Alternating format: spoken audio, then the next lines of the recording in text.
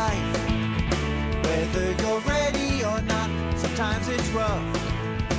And it takes all that you've got, but he's been here, just waiting for you to knock.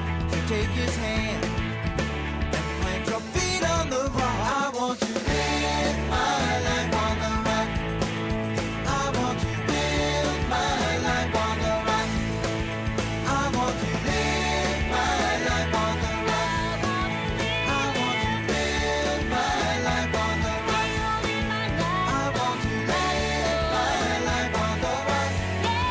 I want to build my life on the rock. G'day, mate. You're watching Life on the Rock.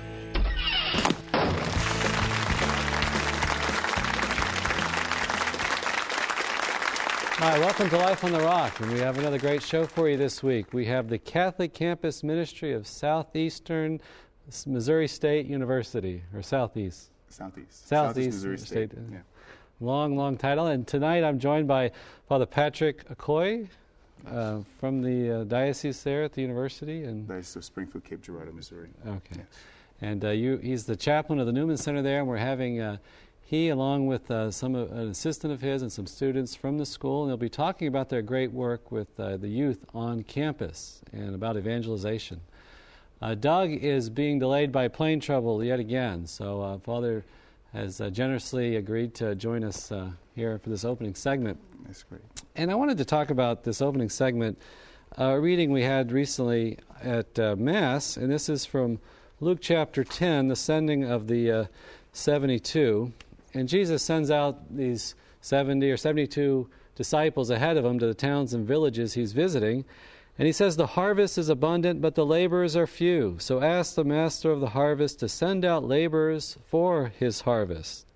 Go on your way. Behold, I'm sending you like lambs among wolves. Carry no money, bag or sack, no sandals, and greet no one along the way. And to whatever house you enter, first say, peace to this household."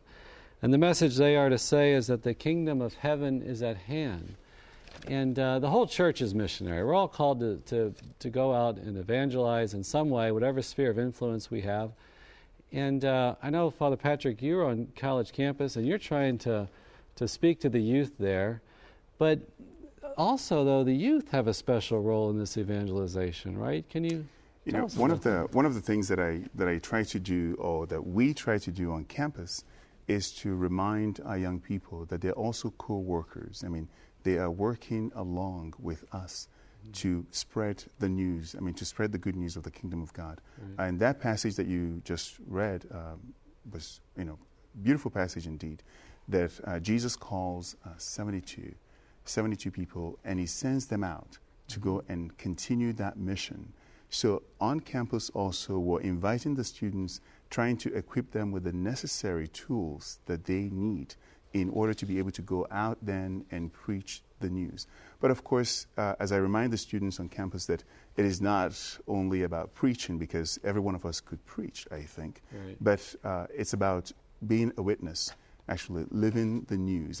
Making the news, making the mission part of who you Right. are. So the message of Jesus has to be part of us, Right. so that when we go out there, when we begin to preach, it is credible. So that's what we're doing. Of course, our students are working very hard in trying as much as possible to live a life that is worthy of the calling that they have received. So we're very happy about that. Also, to know that each and every one of us challenge each other to be a good Christian is a big thing, really. Yeah.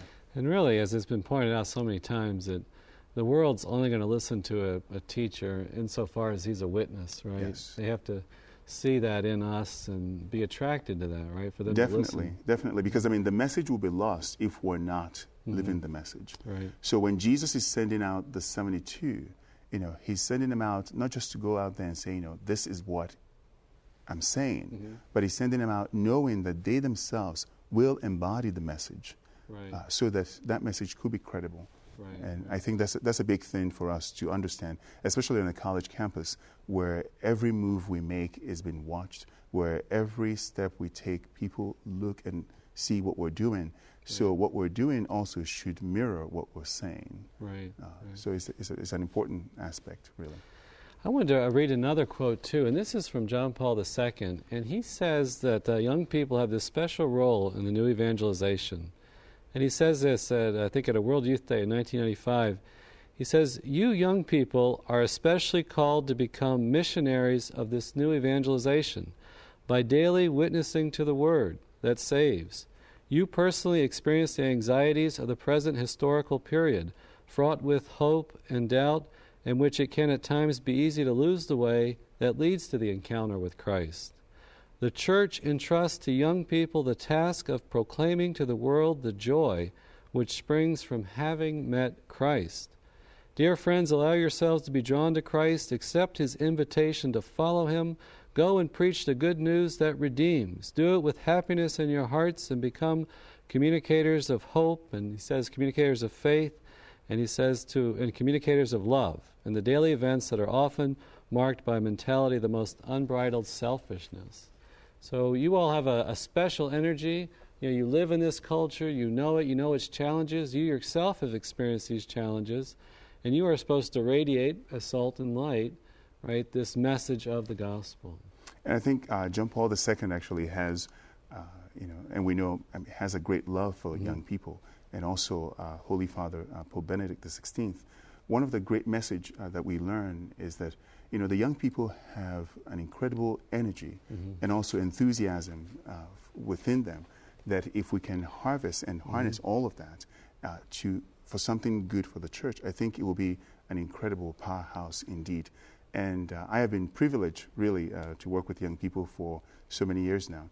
And one of the great things that I see in young people is that they're very genuine. I mean, they're very out there in the sense that, they really want to know. And what they want to know is the person of Jesus Christ. And it makes a huge difference, of course, when they come to us to understand who Jesus Christ is, to understand what He's calling them to understand where He fits in their lives. And of course, when they have that message, which is the message of truth that Jesus proclaims, I think they will be more apt to going into the world and really testifying to people that, yes, I have found this person of Jesus Christ, and I think we ought and we need to follow Him. Really. One thing, too, that's always impressed me about young people is their generosity, that they can often give themselves to a cause or to a movement or something in a most generous way, where sometimes I think the older we get, we kind of claim our turf, we get comfortable, and we want to kind of protect our world. But I know we see it in religious life. A young person comes to religious life, and he can really just let go of everything and give it all. And definitely. God can use that, right? Exactly. I mean, I think that's one of the big things that I have seen on our campus, for instance, where student leadership team, they've truly come in and taken that message which we have, beautiful message which the Church teaches, and they're able to actually go out there and give it to the people and say, this is a good thing. This is a good thing. And hopefully we can work with it. And I also, as you said, the young people, their enthusiasm for the faith really is to be emulated because there is no hidden agendas there. Right. So they're coming in to absorb what the Church actually gives to them and then make use of that. Right. So young people, know your mission and don't be afraid. Remember, He sends them out 2 by 2, so you're not alone. And there's a lot of young people that believe like you do, and you guys can strengthen one another and take that message of the gospel into the world. So we're going to take a quick break, and we'll be back with this Catholic Campus Ministry of Southeast Missouri State University, and Father's going to join us for that part. He's the chaplain of this outreach, so don't go away. We'll be right back in a minute.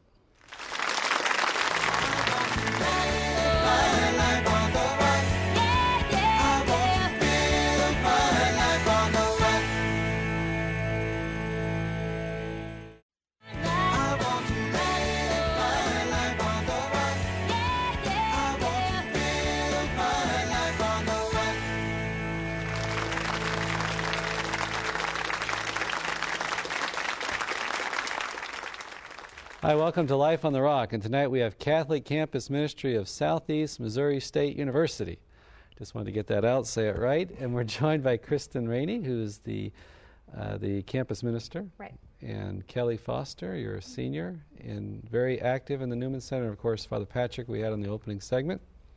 So, Kristen, could you give us like an overview of the center and its outreach and the different programs you have? Sure. We have a real variety of different events and programs that we have available to the students. And obviously our mission is to bring them closer to the person of Christ.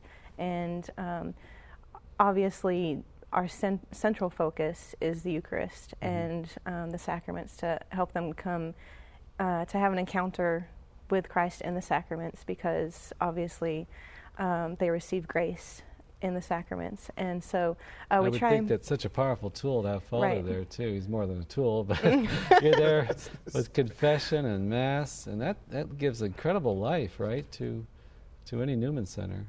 Definitely. I mean, the sacramental life of our center is very, very important. I think one of the things that we did right from the very beginning, of course, is to make sure that we have daily masses, Monday through Sunday, and of course on Tuesday, Wednesday, Thursday we have adoration and benediction, and of course we have the sacrament of reconciliation 3 days a week, and of course anytime I'm there, which is all the time.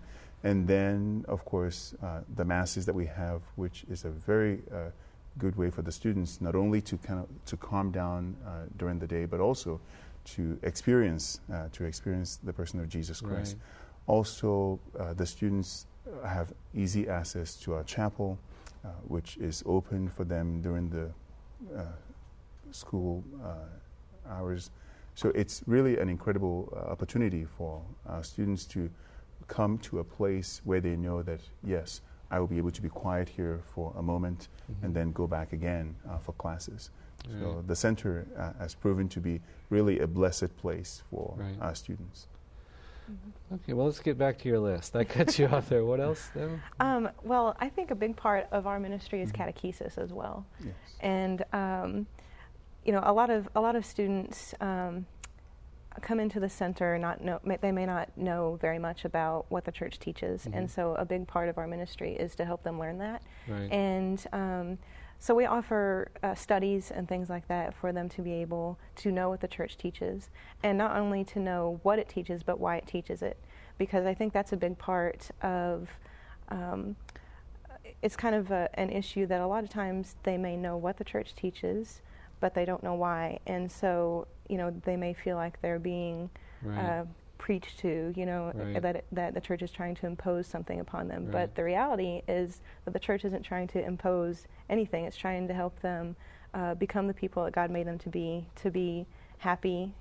God wants them to be happy and to live a happy life, and become a saint. And obviously that is how we're all going to be happy, is to live the lives that God has called us to. And John Paul II talked about that a lot. He said, become what you are. And St. Irenaeus says the glory of God is man fully alive.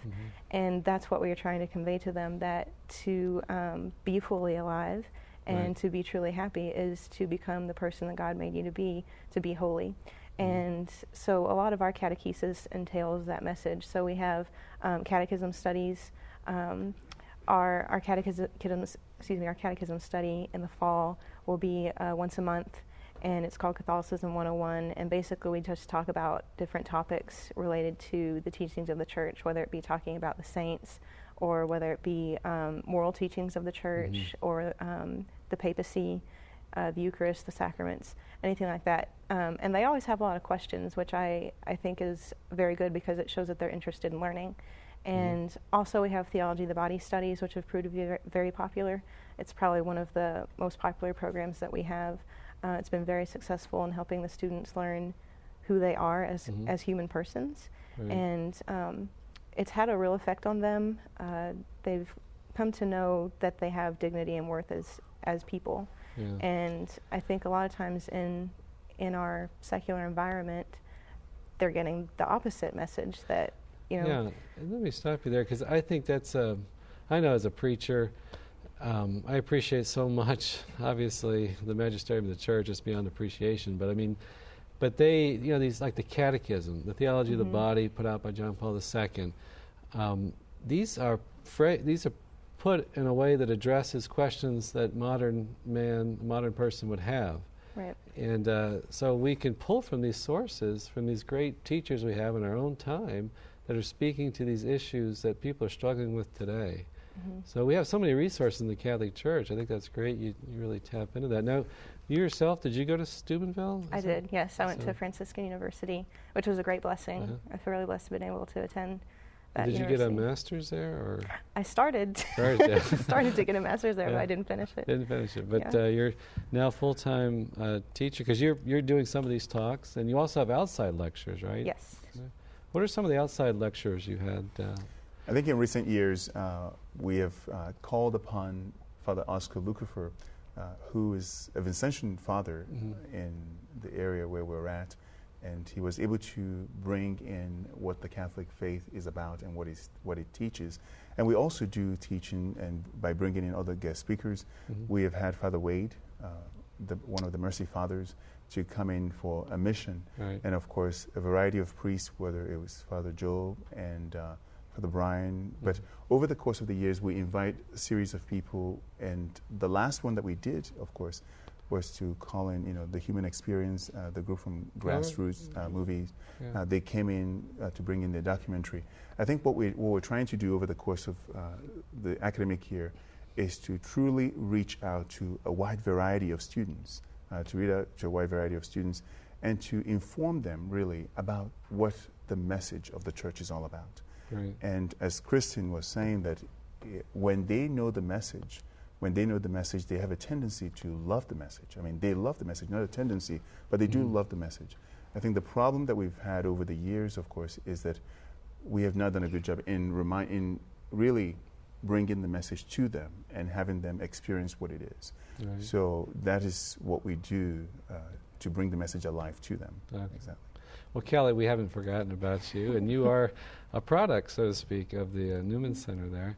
Can you tell us a little bit about yourself and what your experience has been there? Yeah, I am a senior at Southeast, and I've been involved with Catholic Campus Ministry since my freshman year, just basically with attending a Bible study Father Patrick led, and then that just led into being on council my second year. The Newman Council is the leadership.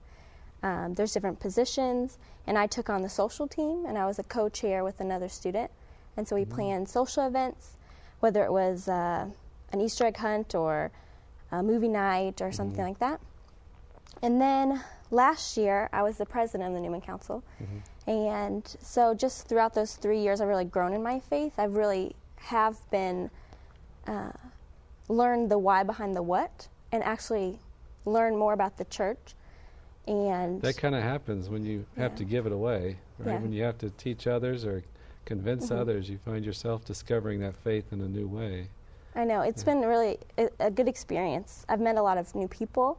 Having the Human Experience come in in April was a really good opportunity. We had them on the show a couple of years ago. They were very good. Yeah. Yeah. And so I think having the campus ministry, it's basically a second home. I actually am there, or my dorm room, or class, of course. But it's like a second home. I mean, we have computers for students to use to study. Their offices are always open for us to talk and join in. There's food downstairs. So we just have made it a second home. I mean, you come in, you take your shoes off if you want, you put your feet up. Yeah. And so it's been a really good opportunity and a place. So going into Southeast, I didn't know anyone, and but I got involved with the campus ministry, and my best friends are there, and it's really changed my life. Maybe we could talk about that part of it. I mean, because you all have a big catechetical emphasis, and you teach a lot of solid doctrine, but there's also this social part, that the fellowship is just so essential. Like that reading we had, I read in the beginning, Christ sends them out 2 by 2. He doesn't expect us to be lone rangers. We're not out there doing it ourselves. Certainly Christ is always with us, and he doesn't even send us out there alone. And we have this connection, in the body of Christ. But I know for young people, you're in a world that is so secularized, and you can feel like, am I the only one that believes this way? I'm here at university, my professors are teaching something that's not right, and that must be strengthening, isn't it? To just even just have a good time to relax, with other people. It's nice to have a support system and people that you can express those frustrations to, and they know what you're feeling, and they know where you're coming from, because we're really strong as a group, and we can put on good events and do those things, but when we're walking down campus, we need to be strong in our faith as well. And learning theology of the body just a little bit this last year or two has really made you look at someone differently, so it helps to, grow in your faith and live your faith outside of the four walls of the Newman Center. Right. Well, Kristen, can you tell us more about maybe the philosophy, the goal of the center on campus? How do y'all approach it? Well, like I said earlier, it's really obviously focused on Christ, and I think that really involves being Christ to them. Because for Father and I to just stand up there and talk and give our opinions on things, I mean, it's not as effective unless we're living it ourselves, unless we're really excited about our faith, and it's kind of like whenever you go anywhere, really, if somebody's not excited about their faith, then the message isn't as powerful. And so for us to be excited about our faith, about the church, and then show other people that, then they say, okay, there's got to be something about this Catholic Church. And so we try to portray that, of course. And I found also that a lot of students come in to the Newman Center thinking, oh, maybe Catholicism is a little boring or something like that from their experiences at home. But what we're trying to do is show them that it's not boring at all. It's really exciting to be Catholic, and it's a happy thing, and it's joyful, and it's really something that everyone can find joy in. So going to Mass is not boring. I mean, you're experiencing heaven on earth. Especially with Father preaching there, I know. Right. Father's Nigerian, and we were talking before, the Nigerians have a great preaching skill. But let's talk a little about the service part of it. Kelly, were you involved in these service projects? Well, we've done Habitat for Humanity, and I went to the house and helped do those things that we did, cleaning and painting new houses in Cape. We've had, for Birthright, we have a Birthright in Cape Girardeau, and so we have had a baby shower, and so I attended these events. I wasn't on the service team that coordinated and planned it. What is that called? That was Birthright? Our Birthright Center, our Emergency Pregnancy Center for Women, that's in Cape Girardeau, Missouri, and we have one of those, and so we had a baby shower. So we played baby shower games, but everything that was brought to the shower was given to Birthright to give to women that are in need for a pregnancy that they're having. How about outreach? Do y'all have some plans for reaching out to students who are not Catholics or unbelievers? This coming year, we're going to have a new part of Newman Council called Peer Evangelization Team, and it used to be our outreach. And outreach was basically helping us advertise for our events, but we want it to be an arm for the Newman Center. We want it to be the people, all of us actually need to evangelize, every one of us. But the team will help come up with different events, such as this past semester we had tables set up in our university center, and students are in and out eating and studying and all these different things in this building. So when they walked by, we handed out a brochure about Catholic Campus Ministry, or information about our Human Experience event, or information about this. So next year we want to have once a month be present on campus for people to see in that aspect and advertise, because a lot of people are like, I didn't even know you were here, when they finally come to an event or they're at Mass and they hear about something. And so we're just trying to do little things like that. We're just want to have more bigger events, maybe involve Greek life, because there's Greek at Southeast, and so involve them in bringing maybe fundraising for something, a charity event. But just, we have a lot of good ideas. I'm going to be on that team next year, so me and 3 others are going to be trying to do other things, not just advertise using Facebook and posters and flyers, but get out there and show show other students that we're there. And also, part of the outreach program over the years that the students have been incredibly involved in is that, our students, I give them credit for so much because they have truly taught us how to not only understand the faith, but also to put the faith into action. Whether it is some of the students visiting the nursing homes, it's been a big deal for us, really, to pay attention to our elderly, whether it is some of our students helping with the area youth groups. So that's been a blessing too, and we'll be hearing more of that. But part of the outreach, we're also partnering with Newman Connection to begin reaching out to various campuses too. And this will begin, of course, when the students come back, because I think that to proclaim and to preach the message of the kingdom, we really need all the tools necessary. And of course, when we're involved and partnered with other groups that are really working hard for the church, I think is a blessing. And of course, the students are doing that beautifully. Kelly was our president of the Newman Council last year, right. And she brought in so much for us, of course, in terms of new ideas, in terms of ways that we can be incredibly effective in the community, and that's been a blessing too. So. And it's really been part of our mission too as a campus ministry to reach out to students on campus, whether they be fallen away Catholics or non-Catholic Christians or non-Christians, I mean, that's obviously Christ has called us to go out and preach the gospel and to, we don't want to just be preaching to the choir all the time. So, I mean, the mission is to go out there and make disciples. And that mission, we were told this in Rome. We were there for the close for the World Youth Day, or for the mission, for the priests, the close for the year of priests. They emphasized the whole theme was how this mission renews the church. Definitely. When we give it away, we grow. And I think that's something we lose sight. It kind of invigorates us all. But we're going to take a quick break, and we'll be back with the Newman Center from Southeast Missouri University, so don't go away. We'll be back in a minute.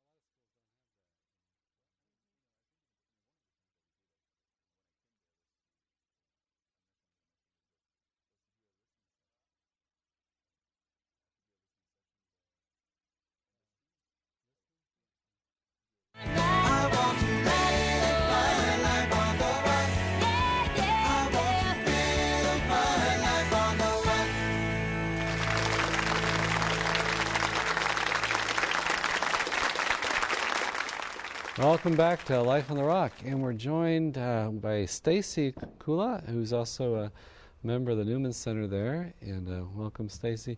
Before we kick off with this segment, I want to ask too about the challenges. You're not long out of college, and you're on the secular school. What are the challenges you see, the pitfalls for students? Yeah, being at a secular school can sometimes be really difficult for them, especially in the classroom, because you kind of mentioned earlier that they may have teachers even who are teaching something, saying, well, the Catholic Church says this, when really that it really doesn't. Right. And so one thing that I've really noticed is that when the students come to our catechetical instruction and things like that, like theology of the body and our Catholicism 101 classes, they take that with them, and you know, they're learning what the church really teaches, and then they go into their classrooms on campus. I've had students come up to me later after we've done a study, and they've had maybe a assignment in class, and they came up to me and say, I decided to do my research paper or my speech on this particular aspect of the church, and they give a speech about what the church really teaches in their classrooms. And so they're evangelizing in that moment to their peers in the classroom and also to their teacher who may have unfortunately gotten the wrong impression about something that the church teaches. And so they've really been successful in taking what they learn at the Newman Center out onto campus. And we hear it all the time on the show. I know I've experienced it, that so often it's just powerful for a young person to hear another young person take a position, and then they say, well, hey, I can be like that too. Now, Stacy, you went on a retreat, right, through the Newman Center. Can you tell us about that retreat and your experience on it? Yes, the retreat that I went on was called Capture My Heart, and it was led by 3 sisters from Ann Arbor, Michigan, from the Dominican Sisters of Mary, Mother of the Eucharist. And it was just really nice to be around other students that share the same faith and values at this retreat. And for the sisters that led it, they just talked about helping us to discern our vocation in life. Right. Not only if your vocation's going to be to the religious life, but if it's going to be to married life or even single life.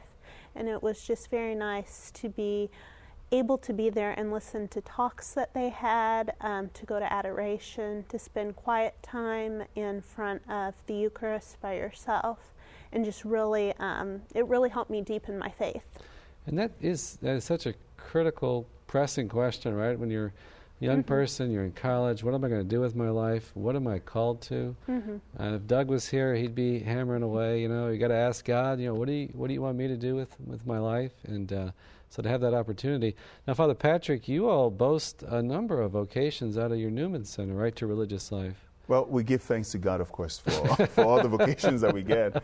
No, we really thank God because it is His work. And, of course, for those young women and, of course, those young men who are responding, I think is a blessing. One of the things that, we try to do at the Newman Center is to really have the young people get an incredible experience of who Jesus is and what He's calling them to. I know we're repeating that a lot, but it is so very crucial because I believe that when we have a knowledge of who Jesus is and what He's calling us to, then we have a tendency to respond to Him. Right. I mean, we respond to Him, really. Right. And at the Newman Center, we've seen a lot of that response, and people are beginning to find out that, having a relationship with Jesus is not a bad thing. Right. That is good. Right. It's good, and it's worth everything. Yeah. And of course, we've been blessed with 2 of our sisters, of course, 2 of our students who joined the Poor Clares of Perpetual Adoration here in Yanceville. And then, of course, one of them, Sister Angie Rankin, who joined the Dominican Sisters of Mary, Mother of the Eucharist. And, of course, I think it was in March, she was featured in the sisters were featured on the Oprah Winfrey Show, and she was one of them, of course, on that. Okay. But the beautiful thing, really, the beautiful thing about all of that, for me, is to see the young people respond, to see the young people respond to a call of service in the life of the church. That is beautiful. And the ways that we try to do that for them is to be there, and I encourage them, really, to go to spiritual direction, and to really make daily use, of the sacrament of, to go to, to be present at Mass, and also, frequent use of the sacrament of reconciliation, because I find that to be helpful, at least for me in my own discernment before going to the seminary. So those are the things that we avail to the students, and we do that with a grateful heart, really, to God for giving us the gifts that we have in the church. That is the sacraments that we have. So we want the students to avail themselves of all of that, all this incredible treasure that the church makes available for us. And of course, when they use that, we've seen the results. And the results tend to be that the students will follow. And of course, Jesus is calling and is calling and is calling men and women for laborers to go out to the harvest. So we're praying for the master of the harvest to send laborers to the vineyard, of course. Those students are responding generously to the call. Right. And we're very grateful for that, really. Yeah.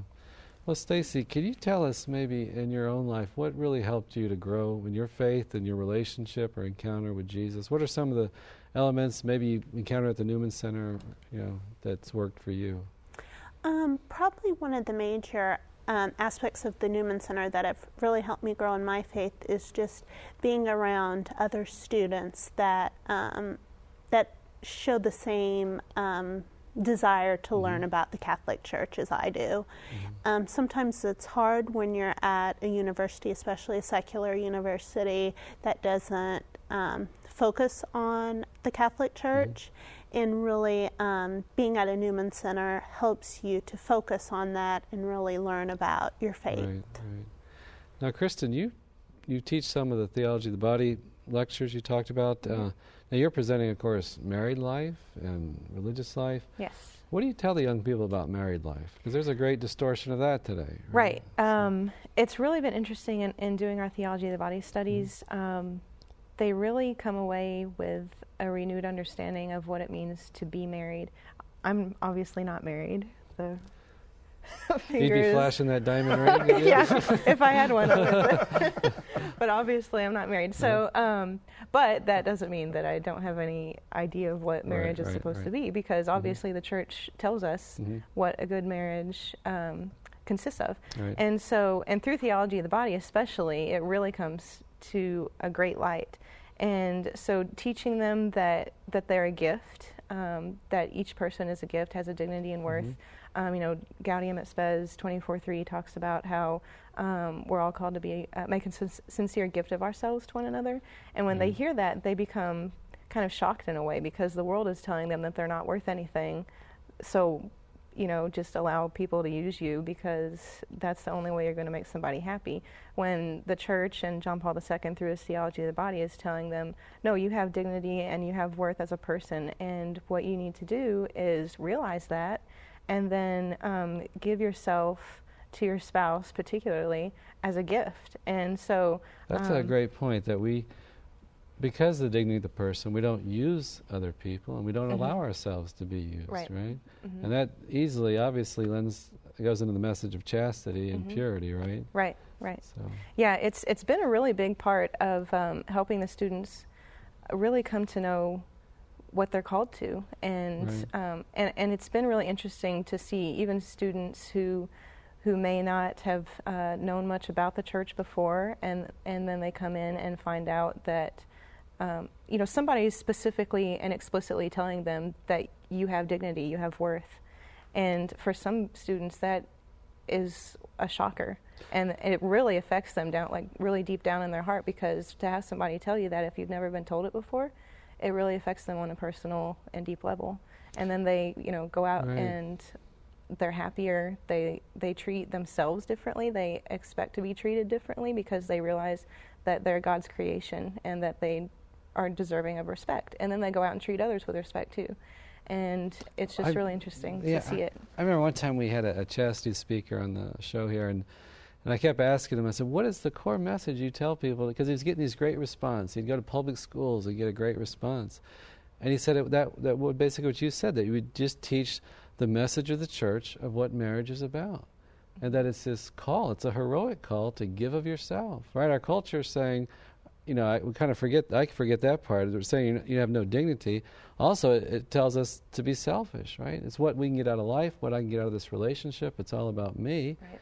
And that's kind of flat. I mean, if you challenge me and say, hey, it's about what I can give, and then when I give, I discover myself, I find a fullness. So that's an exciting message. Yeah, it is. And particularly being on a secular campus, we're at a state school, and the students are facing a lot of challenges, as all young people are in our society today.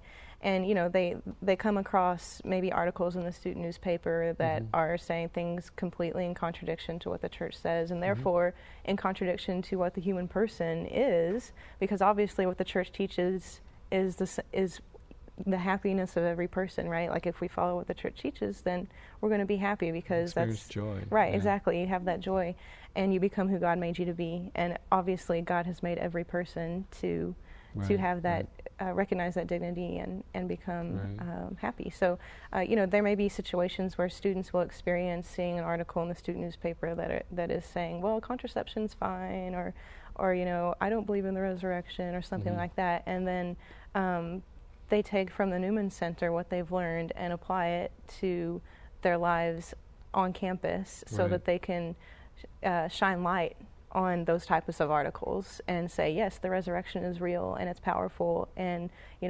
contraception is it's not in line with your dignity as a person. Right. And so it's been, and that goes kind of back to the teaching them about marriage. That's been a really big part, to teach what marriage is, and also the moral teachings of the church that go along with it. Right. And a lot of students have really taken a lot from that. Well, we got to take a quick break, and we'll be back with some more students. Student from Southeast Missouri State University, Catholic Newman Center. So don't go away. We'll be back in a minute.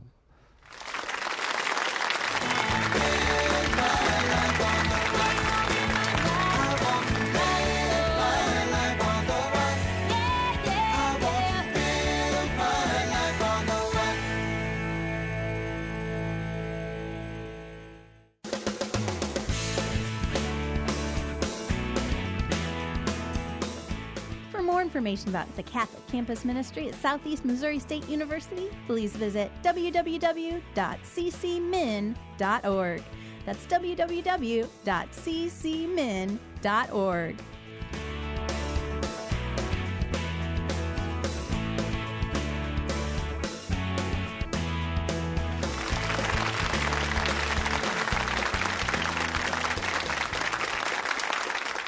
Hi, welcome back to Life on the Rock, and we have Catholic Campus Ministry from Southeast Missouri State University, and we're joined on this segment by Stephanie Kula, the sister of Stacy Kula, and we're joined by our own Doug Berry. He made it in, right?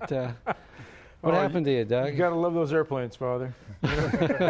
Slight mechanical problem, and then another mechanical problem. And then another mechanical problem. But it seems to come in threes. Yeah, almost. by the grace of God, it worked out, and we made it, so safe and sound. Well, Father, you wanted to speak a little bit about the challenges of the Newman Center. Can you tell us about that? I think one of the, we have, I have to begin to say this, that we really do have a good bishop who supports us, Bishop James Johnson, who supports the mission of our center, and he's readily available to help at any time. But some of the big challenges that we have, of course, is to, because the church, for us to be able to do what we do, we need funding. We need funding for our ministry. So that has been, that is always a big thing for us. And praise be to God, too, we have been getting a lot of great people to come forward to help in that way, so that we can be able to minister to the students also. And I'm also calling on our students to take ownership of the ministry, because the ministry will be effective to the extent that we all invest in it and take charge of that. But the church does a lot of good in really supporting the young people, in really promoting the campus ministries in secular universities, because as we've said in the course of our conversation, that the church's presence on campus is so very vital. It's so very vital because not only is she able to bring the message of the church to the people, but also to give the students the person of Jesus Christ. And I would say that one of the big things that plagues most of the campus ministries is not lack of personnel, but more so lack of funding for the ministry itself. So that's one of the big things. Right. But again, we do thank God for the support that we receive from our local ordinary. So. Right. Well, Stephanie, can you tell us a little bit about yourself, what year you are, and what's your major? Okay, my major is elementary and early childhood education, and I'm a junior at Southeast, and this year I'm going to get more involved at the Newman Center. I'm going to be part of the Newman Council and the Spiritual Life team. Mm-hmm. And also you're taking your experience and your faith back home to your parish in your home, right? What are you doing there? Yeah. Okay, I like to do a lot of service at my church, and I teach CCD during the school year, and then during the summer I do Vacation Bible School and like other service projects. Like I participate like in the rummage sale, and the money goes to the poor. And all right. Okay.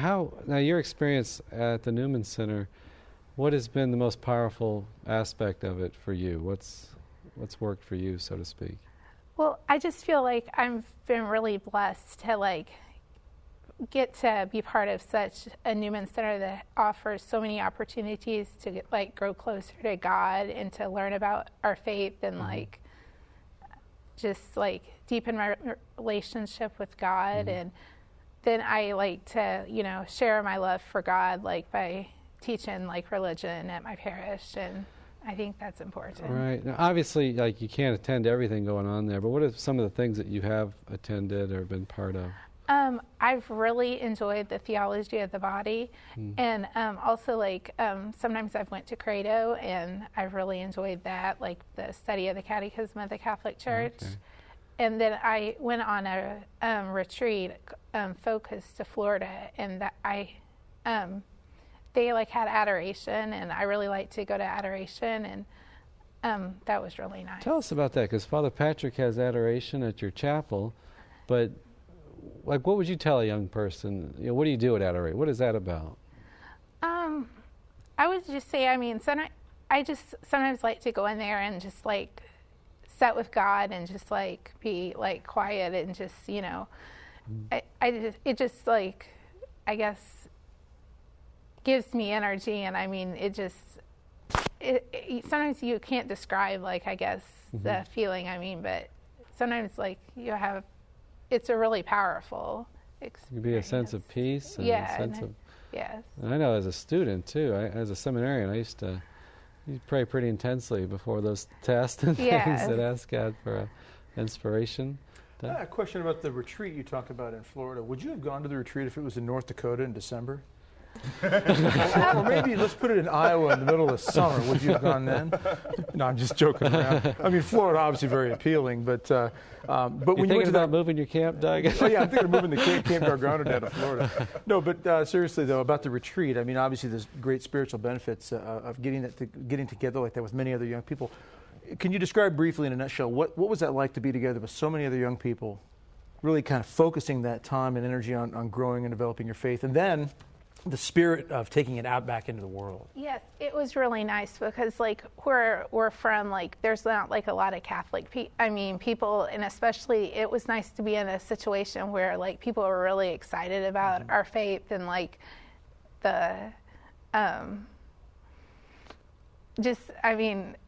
just the unity, the camaraderie. Yes. Yeah, it's like soldiers getting together, ready to go back out into battle and just really backing each other up, and iron sharpening iron and so forth. And, yes. And it's got to be uplifting.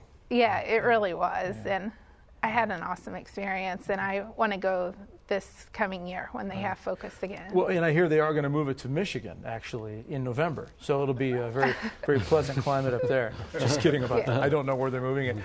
Kristen, a question for you. I know that you've been a guest on Life on the Rock in the past. Could you tell us about that experience, please? Or a quasi-guest. Okay. Could you fill us all in about that? Almost a guest. Jill Copeland now, since they recently got married, the producer of the show, obviously. Right.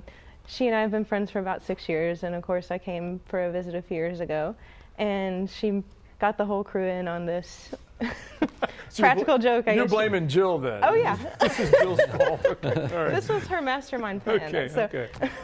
But yeah, it was basically a practical joke where she, told me this story about how the guests that they had scheduled for the night was injured and couldn't appear anymore, and I happened to be there, and so she told me that they needed to guess Break what a I leg did. is just so. an expression. Right. Showbiz, right? Right, yeah. We've got shots here of them getting you ready to go. Yeah, This was yeah. kinda- There's me telling Father Mark not to ask me anything about statistics because I hadn't prepared them.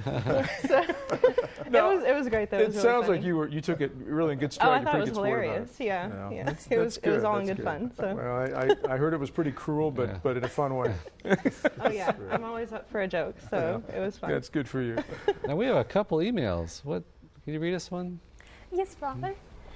We have an email from Jalale Gonzalez from Troy, Alabama. She says, hi, and congratulations, EWTN, for a wonderful ministry. She writes, if you are a Catholic student at a public university without a Catholic Newman Center, how do you start something where Catholics can strengthen their faith rather than looking elsewhere to fulfill their spiritual needs? Who do you want to take that? I can answer that. I think one of the big things that the students have to do, of course, is that the church really wants to help Catholic students in a secular institution. So the first thing I say, of course, is to get a group together. We have rooms at the universities where you can meet. The other thing that I would say, of course, see if there is a local parish next, close by, and attend the local parish. Talk to the pastors, tell them that you would like to use one of their buildings or one of their rooms to meet once a week or twice a week. And I am sure that all the pastors in that area would give you something to use. And also the parishioners will be very happy to help you out. So that's the thing that I would do, of course, if I were there. So just get together, get a group together. That's always a good thing. And of course, just let it grow from there. Let it grow from there. Yeah. I would add too, actually, that if you have a person on the faculty of the university who is supportive of the mission, to contact them, because they can help you to start a registered student organization on your campus, so that you can actually have your Newman Club recognized on campus. Yeah. And then, of course, to contact the local bishop too, because he'd probably be really willing to help you get something like that started. Okay. We have about 2 minutes left. Let's work in one more email here. Dear Life on the Rock, in campus ministry, what are some of the greatest struggles you have seen that college students deal with? And that's from Jake from Troy University. Let's have Father. You answered that kind of before. Greatest struggle. About a minute and a half. The greatest struggle, I would say, of course, well, I don't know if it's a greatest struggle, because there are always struggles. Right. But the issues that I see most of the time will be that, our students are really trying to live a good life. They're trying to live a good life, but for some reason, things begins to happen to a lot of them. And most of the struggles that students have, of course, will be dealing with moral issues. Those are the great things. But I think if we can help them to understand where the church stands, what the church teaches, and how the church actually wants to help them to grow, to live a good life, I think it's going to be good.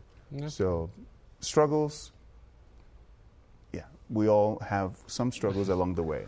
Right. But I don't know if I will classify some as greatest. Yeah. Greatest will be knowing the faith. Right. And once they know the faith, their life tends to be easy. Yeah. So. Okay, well, thank you so much for joining us tonight and for being a real guest, Kristen. Finally, you made it. Thank you. Congratulations. Thank you. Yes, definitely. So next week, our guest is Kay Smith. And Father and I will give you a blessing to send you off. May our Heavenly Father shine His face upon you and give you His peace. And may Almighty God bless you, the Father and the Son and the Holy Spirit. Amen. We'll see you next week.